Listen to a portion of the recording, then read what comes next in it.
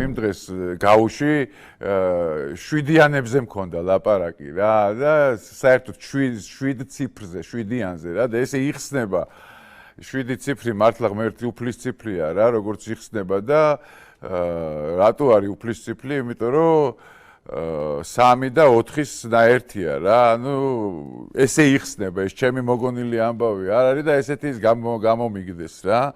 რომ ილია შიოლაშვილსაც შიო ამთავრებს, შიო მესამის პოსტის დავდეთ. ეს ჩემი ისა მასში 7 ლაიქი აქვს, 7 არის უფლის ციფრი და თან კვარაცხელია საყვარელი ციფრია და თითქოს გადაობენ ამაზე რა და აი ხა მინდა განახოთ რა. ეს თუ საღადაო თემაა, ჩემთვის ეს არ არის საღადაო თემა რა. თუ შეიძლება გავუშვით რა. ეს არის ის ამბავი, რაც ამ ადამიანს საერთოდ წარმატებას საძლევს და ანიჭებს რა. და თავის დიდ საქმეს აკეთებს მთელი მსოფლიოსთვის, არა მარტო საქართველოსთვის.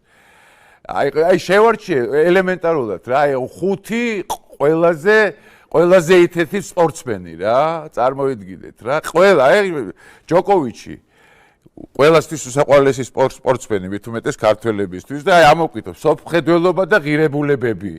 ნოვაკის მამის თქმით, რელიგიურობა მათი ოჯახის ხასიათისა და ცხოვრებისეული ფილოსოფიის საფუძველს წარმოადგენს. ჯოკოვიჩი მართლმადიდებლობას ცხოვრებაში მთავარ სახელმძღვანელო პრინციპად მიიჩნევს. ეს ერთი. ეხლა მეორე. მაიკლ ჯორდანი, თუ შეიძლება რა, ის რელიგიურ გარემოში გაიზარდა და მისი დიდი ბაბუა ჩრდილოეთ კაროლინაში მქადაგებელი იყო, რამაც ოჯახში რწმენის საფუძველი ჩაუყარა.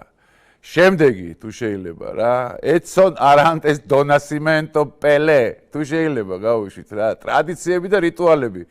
პელე რეგულარულად ესწრებოდა საეკლესიო წირვებს და მნიშვნელოვან საფეხბურთო მატჩების წინ ყოველთვის აწიწერდა ჯვარს.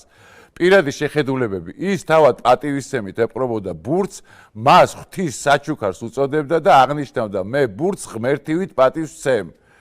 აი ესენი არიან, მაგიტომაც იყიდნენ ეგეთი წარმატებულები. თქვენ რა გონიათ? შემდეგი გავუშვით თუ შეიძლება რა. ლეონელ მესი. გავუშვით ამის მოკლედისა დახასიათება.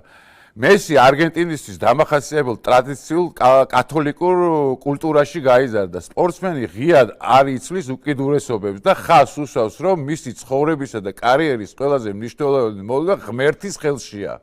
აჰა ბატონო, კი ბატონო. შემდეგი რონალდინიო. აი თუ შეიძლება რა.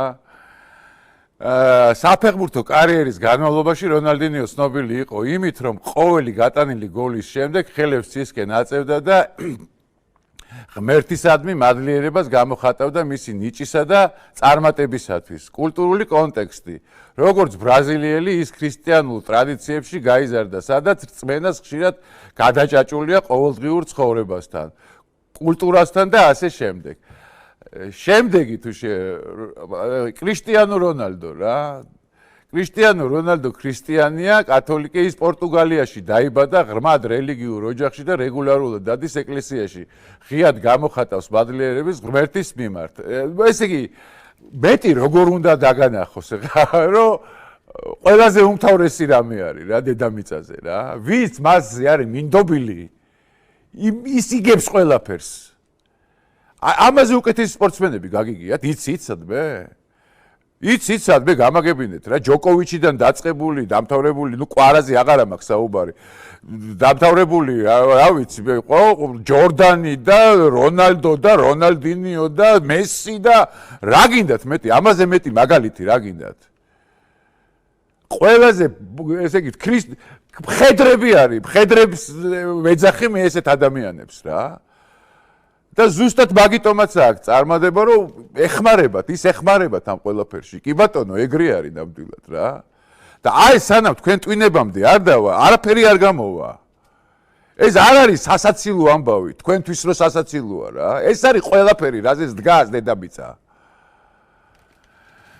მეტი როგორ უნდა რაღაცები უნდა მოვიტანო, ხო? ვიჩიჩქდებოდი და ვაგროვებდი ამ ინფორმაციას. მე კი ვიცოდი, მაგრამ მინდოდა რომ თქვენთვისაც მომეწოდებინა რა. ქრისტეს გარეშე და მისი დახმარების გარეშე არაფერი არ ხდება დედამიწაზე რა. თუ გინდა რომ წარმატებას მიაღწიო რა. მაგრამ სხვა შემთხვევაში შეიძლება წარმატებას დროებით მიაღწიო და დაგემართოს ის, რაც დაემართა გიტლერს ვთქვათ. ან რა ვიცი რა, მილიონი დიქტატორს ამ დედამიწაზე რა და არა მხოლოდ დიქტატორს რა.